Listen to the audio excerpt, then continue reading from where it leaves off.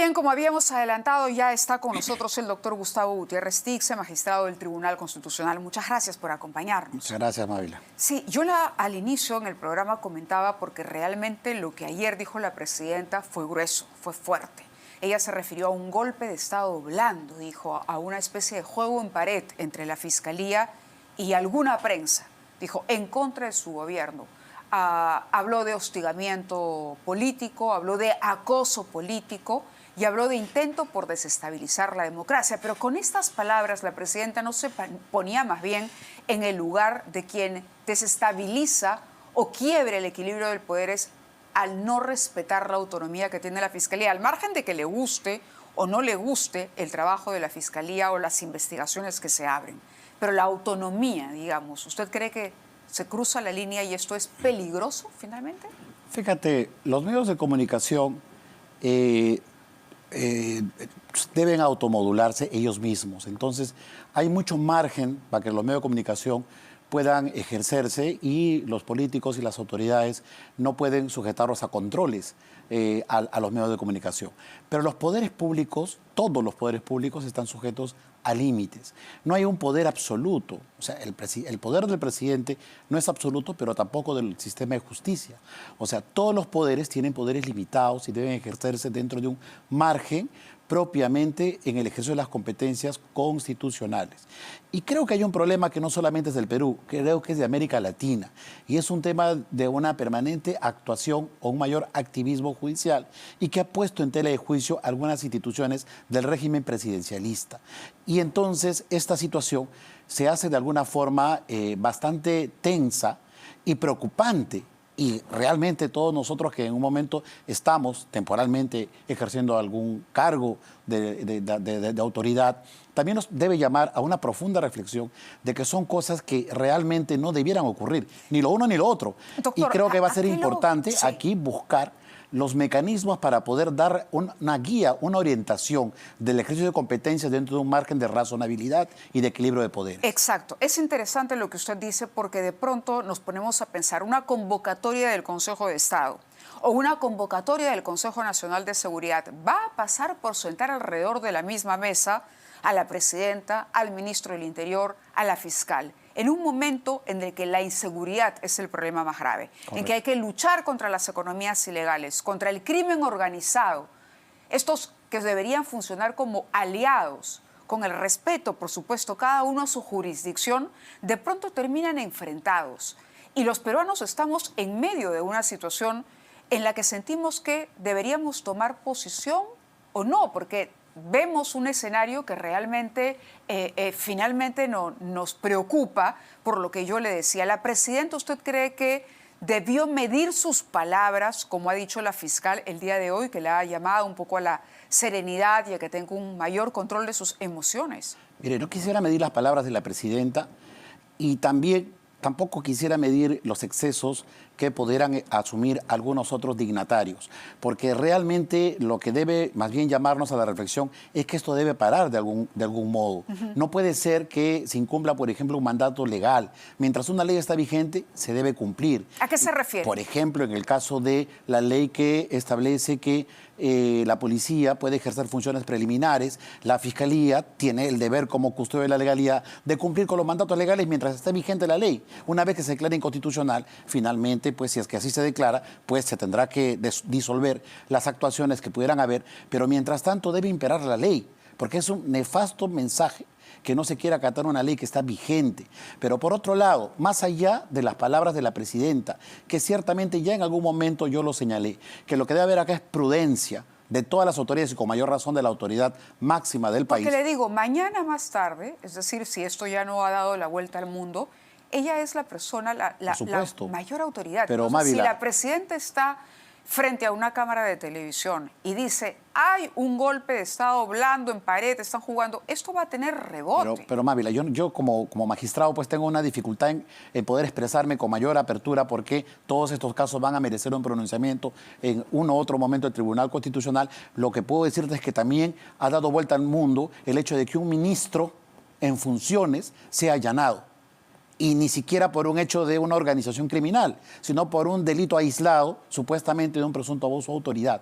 Entonces esto nos llama a que las autoridades recurran a las instancias de corrección como el Tribunal Constitucional finalmente para que éste decida. ¿La Fiscalía está persiguiendo No, yo no al creo. ministro del Interior? No lo creo, sino creo que más bien hay como una suerte de falta o ausencia de una carta de navegación constitucional. Se han trastocado algunas instituciones que deben reperfilarse. Hay que analizar, no solamente la Pero no es la primera vez que se allana a un ministro, ¿ah? O que se investiga a un ministro. Bueno, investigar es una cosa, ¿no? Pero estamos hablando acá de intervenir un domicilio, ¿no? Cuando estas medidas son realmente excepcionales, cuando ocurren situaciones graves. Me acabas de hablar de inseguridad ciudadana. Yo lo dije en algún momento, me encantaría ver un allanamiento a los malditos de Bayóvar o al Tren de Aragua. Entonces estamos llevando algunas acciones muchas veces a los extramuros de lo constitucionalmente legítimo. ¿La Fiscalía y creo está que en eso? Vamos a tener que pronunciarnos al respecto de uno u otro modo, porque es importante marcar una orientación. Han habido nuevos cambios. Hasta hace unos años atrás era imposible entender que a la Presidenta de la República se le puede investigar en el cargo. Hoy en día, después del caso Castillo, se ha dado algún margen de posibilidad. Claro, y ahí viene el gran debate, doctor, claro, entonces ahí tenemos que marcar un diseño. El Tribunal Constitucional tiene en sus manos justamente, y lo decía su presidente en un momento, encontrar ese punto medio o ese equilibrio que garantice que no haya impunidad, ¿no? Que se luche contra la corrupción, que el Ministerio Público pueda finalmente hacer investigaciones cuando hay indicios que meritúen ello. La fiscal lo decía hoy, para ellos el control está en el Poder Judicial. Finalmente es un juez el que autoriza o no, puede rechazar la solicitud de la Fiscalía. Y, por otro lado, velar que haya, lo dijo la presidenta del TC, la doctora Pacheco lo dijo en algún momento, haya cierta protección a la presidenta, ¿no? Que se supone estaba en la Constitución ofrecida por el 117, pero usted ha dicho, con la situación de Castillo, digamos, eso ya se cruzó una línea, cambió. La Constitución debe ser dinámica, debe cambiar, pero le toca al TC analizar esto y en marzo, entiendo, ustedes van a ofrecer una... La verdad que yo espero que sea en marzo, porque son situaciones que ya creo que merecen definirse por el Tribunal Constitucional, más allá de cualquier sea la posición. Creo que es importante poder definir de una vez la figura institucional del presidente de la República, no ya para la presidenta, sino de cara al futuro. O sea, vamos a pasar de un modelo que se concibió como una suerte de garantía para que el presidente durante el cargo no pueda ser sujeto a ningún tipo de pesquisa de índole judicial, desde el virreinato con el juicio de residencia, una vez que dejaba el virrey el cargo, después recién era investigado. Es un modelo conceptual. Vamos a pasar a un modelo donde aperturamos un sistema donde el presidente de la República esté permanentemente en la Fiscalía y en el Poder Judicial. Son los temas que tenemos que definir. Y ciertamente Pacheco el momento va a ser interesante. Debe tener alguna protección, para citar sus palabras textuales, ella dijo, debe tener alguna protección la presidenta. Lo que sucede es que también hay una sensibilidad particular cuando hemos visto, por ejemplo, el escándalo cuando se devela la corrupción de la empresa Odebrecht. ¿Correcto? Donde se vincula el caso del presidente Toledo, que es lo que siguió luego a la gran corrupción que vimos con el señor Montesinos, el señor Fujimori en la última etapa de ese gobierno.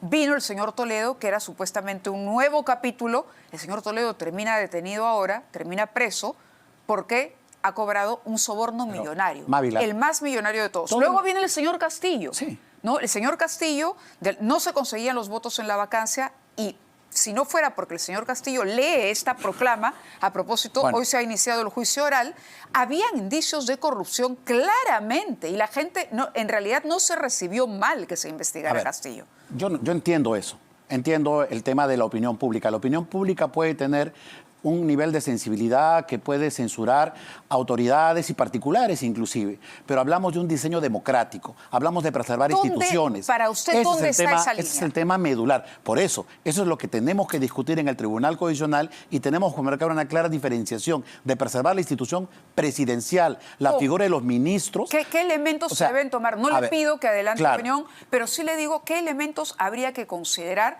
para encontrar justamente ese punto medio entre las garantías para un presidente en el ejercicio de la función y al mismo tiempo no a la impunidad y que el presidente no sienta que esa protección le permite... Mira, Mávila, todos los presidentes de la República que han sido enjuiciados han sido investigados después de terminar su mandato.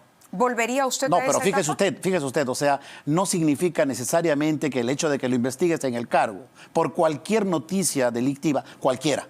Porque acá cualquier noticia delictiva puede dar una carpeta al presidente de la República, ya no de la presidenta, del presidente de la República que fuere, realmente ahí se tiene que determinar cuál es el espacio posible de poder perturbar la institución presidencial y también quizás afinar los mecanismos de control posterior, porque dentro del ejercicio del cargo sí pues hay un elemento sustancial que debe permitir que las autoridades puedan gobernar durante su desempeño y no estar permanentemente en pesquisas, sobre todo de índole penal. Y no solamente ocurre ya con el presidente de la República, en realidad ocurre con todas las autoridades hasta locales y regionales que en el cargo permanentemente están sujetos a enjuiciamientos. Entonces ahí hay un punto central que el Tribunal Constitucional espero que marque una pauta, pero que también deben ejecutar acciones normativas el Congreso de la República y claro con la colaboración de todos los poderes porque esto debe buscar un alto consenso, quizás nuevamente el Acuerdo Nacional o el Consejo de Estado como ha señalado, porque tal como estamos llegando a este desenlace desde Castillo hasta la actualidad, creo que es imperativo que los poderes públicos de cara al nuevo proceso electoral empiecen a asentar un nuevo modelo institucional que nos permita generar gobernabilidad. ¿Le pediría usted eso a la Comisión de Constitución del Congreso, por ejemplo? Por supuesto, yo creo que debería tener la mayor pluralidad posible para convocar a todas las partes. Yo creo que es imperativo ser dialogantes y por eso, claro, un mensaje de censura o de cuestionamiento está fuera de todo lugar, de cualquier autoridad. Pero sí es imperativo poder convocar y de una vez sentar las bases, porque ya no se trata de la coyuntura. ¿A quién le toca la convocatoria, doctor? Le trata a todas las autoridades, presidente de la República, presidente del Congreso. ¿Quién debería dar el primer paso para la convocatoria? Yo creo que corresponde a la presidenta de la República siempre, porque es la presidenta y está en funciones. Por eso le decía yo, el hecho de salir con un discurso tan confrontacional puede ser al mismo tiempo un obstáculo para esa convocatoria. A la presidenta lo que se le pide es tolerancia. Por supuesto. Tolerancia. Yo creo que, lo dije en otro momento, creo que es importante ser tolerante, pero entiendo la circunstancia excepcional y bastante compleja de que un ministro en funciones le haya sucedido esto y que realmente puede poner en una situación de grave riesgo la institucionalidad. Eso es lo que hay que analizar. Hay que analizar hasta qué punto esto es constitucionalmente posible, ¿no? Porque, repito, no podemos emplear... No me queda claro si es constitucional no me queda claro, allane la casa de no me queda claro, no me quedan claro bajo una investigación fiscal con la anuencia del Poder Judicial. Es que le vuelvo a reiterar.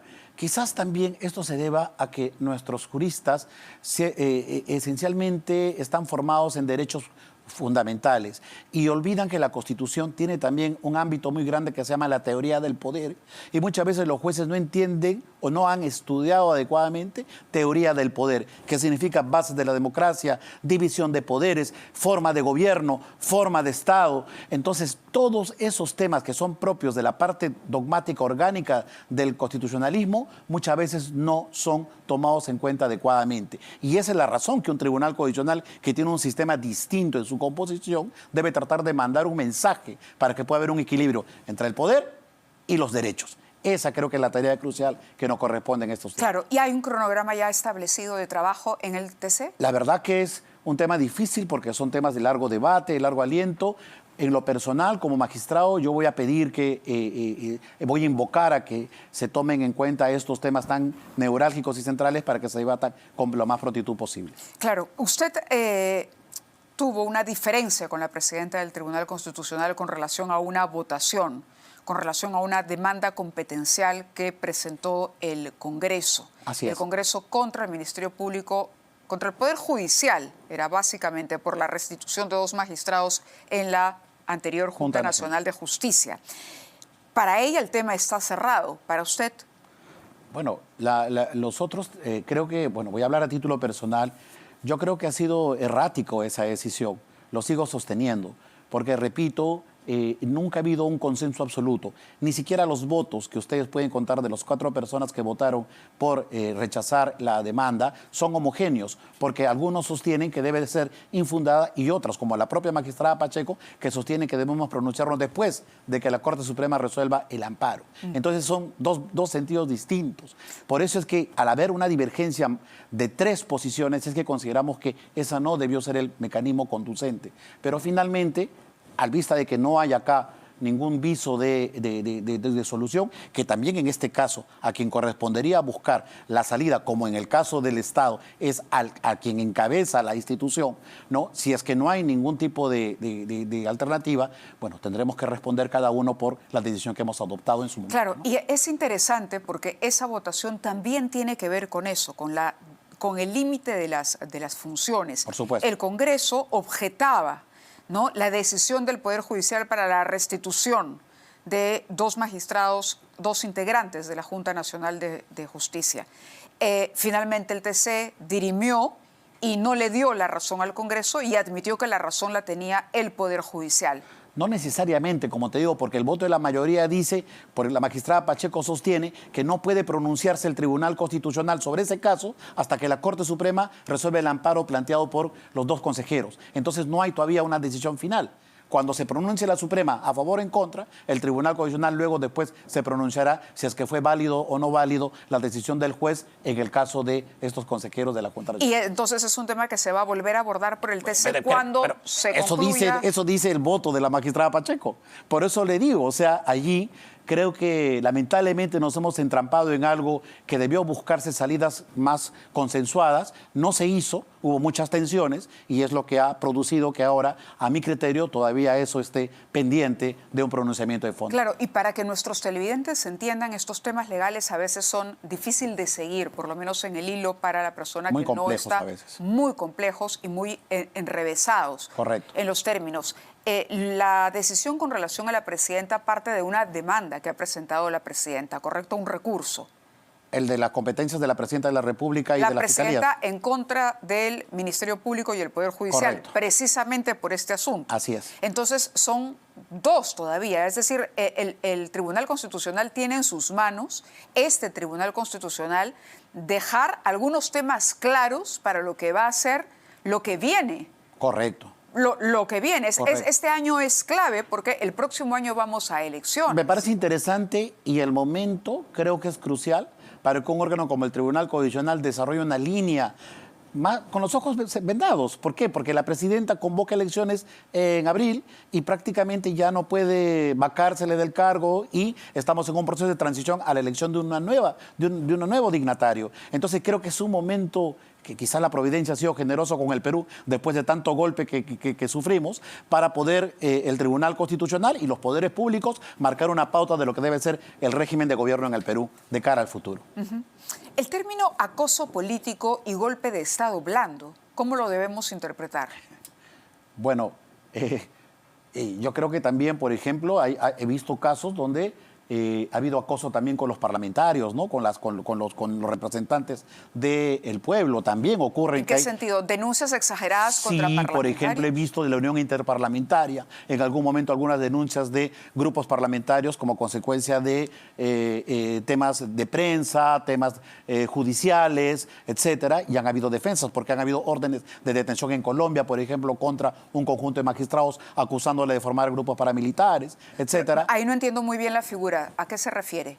O sea, entiendo, si usted me está hablando de acoso político, sí, entiendo de que eso es una figura que se orienta a proteger a quien realiza una actividad política frente a cualquier tipo de persecución. Cuando hay un exceso en el uso de las herramientas que pueden dar lugar a que haya una perturbación permanente contra una líder de oposición, contra un indígena, contra cualquier autoridad. Entonces, entiendo que es una figura que se ve desde esta perspectiva, ¿no? Eso es. ¿La figura de la vacancia está resuelta? ¿Está resuelta por incapacidad moral en la interpretación de la incapacidad moral? moral? Eso ha quedado como pendiente, ¿no? Claro, es otro tema pendiente. Eso ha quedado ¿Por qué? Pero no tenemos nosotros ahorita un caso. Claro, ¿a qué voy? A que evidentemente si se empieza a demostrar, vamos en el hipotético, no hablamos del caso Boluarte, pero de aquí en adelante, cómo debemos enfrentar o cómo podemos fiscalizar y finalmente controlar a nuestras autoridades, ¿no? Se empiezan a revelar actos de corrupción, pero sucede, como ocurrió durante el gobierno del señor Castillo, que no se conseguían los votos. Es decir, ya esos indicios de corrupción hablaban de una incapacidad moral, pero en el Congreso esa incapacidad moral finalmente se determina por una cantidad de votos, sí, que a veces es difícil alcanzar. Muy difícil. Entonces, ese Congreso puede blindar a un presidente sobre el que hay serias dudas en la incapacidad moral, pero lo que no termina de quedar claro es qué definimos o qué se considera incapacidad moral, que no es incapacidad mental, en eso sí estamos de acuerdo. Sí, claro, pero lo que ocurre también es que es parte de un sistema de premios y recompensas, diría Sartori, siguiendo a Jeremías Bentham, ¿no? O sea, lo que hay aquí es, por un lado, una garantía, pero por otro lado también un mecanismo de control. O sea, si no se llega a un nivel de votos y es un presidente ilegítimo, entonces también se puede perder la confianza de su gabinete ministerial. Ciertamente hay mecanismos de control que el Parlamento podría activar.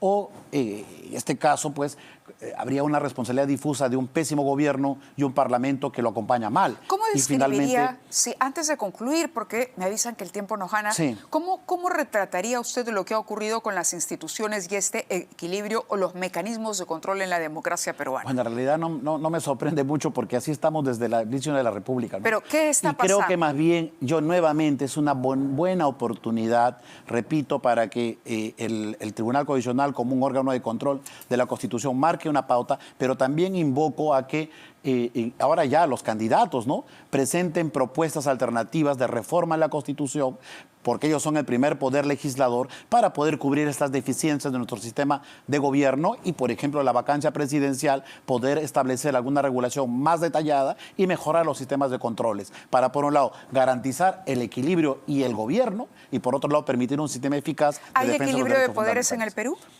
Es que el equilibrio de poder no tiene que tener poderes similares, ¿no?, sino cada uno debe garantizársele que funcione. Vuelvo a la pregunta, es poder. interesante hacérsela a un magistrado del TC. ¿Hay equilibrio de poderes en Lo el vamos Perú? a decir en nuestro fundamento de voto seguramente. Yo creo que somos una democracia en crecimiento. ¿Hay somos una buena desinstitucionalización Yo peligrosa para la yo democracia? creo que seguimos en esta situación bastante difícil que lamentablemente desde los inicios de la República no hemos formado un modelo democrático sólido, pero siempre la esperanza, como diría Basadre, de que el Perú sea una posibilidad. Basadre y esperamos ahí siempre está contribuir. vigente. Yo creo que sí, ¿no? O sea, el Perú es un problema, pero también es una posibilidad. Y creo que eso es una tarea que ahora nosotros tenemos que colaborar. Claro, lo malo es que los ciclos se repitan, ¿no?, permanentemente, y que llegue un momento, un Eso gobierno ha en que ocurrido, la ¿no? propia corrupción haga que implosione 12 ese gobierno. constituciones, varios presidentes vacados, Muchas golpes de gracias, Estado, doctor Gutiérrez. Ha sido un lamentablemente. placer Muchas conversar con usted. Gracias. Muchas gracias. Vamos a ir a la pausa y vamos a regresar con el congresista Luis Aragón, quien es vicepresidente de la Comisión de Constitución, precisamente